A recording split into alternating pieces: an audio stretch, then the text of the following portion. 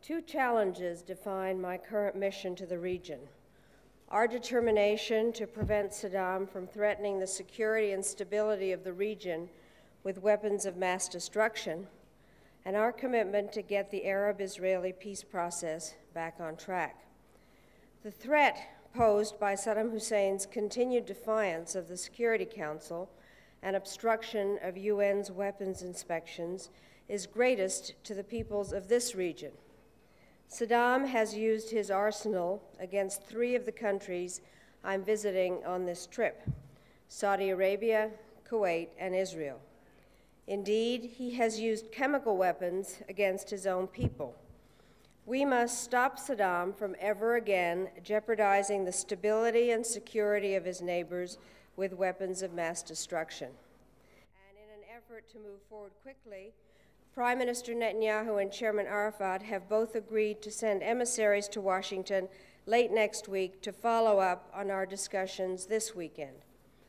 I understand that the issues involved in the four-point agenda are difficult and complex, and I have no illusions about how challenging these negotiations are.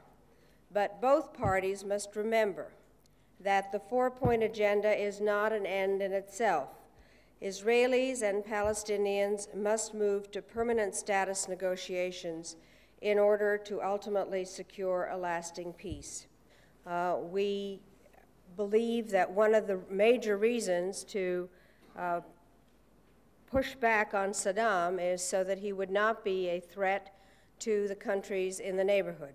And as I stated, we are committed to helping them in any way that we can if they in some way should be attacked. It is obviously always up to each country to determine its own way of defending itself, but as I've said, our commitment to Israel's security is unshakable.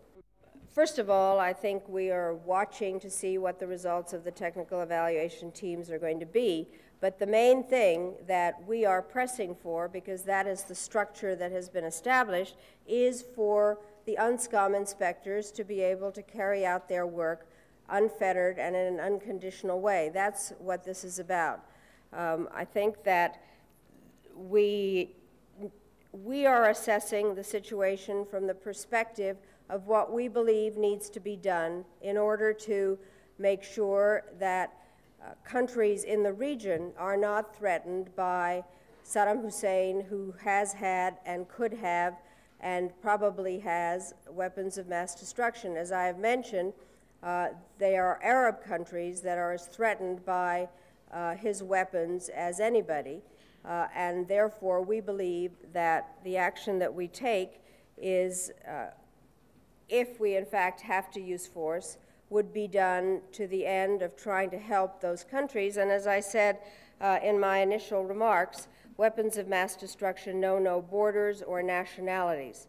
And I think that we believe that if we have to use force, we will be doing it for the correct reason. But again, let me state, we are trying to sort this out diplomatically. We all prefer a diplomatic solution, but the window for carrying out that diplomatic solution and the time for it seems to be narrowing.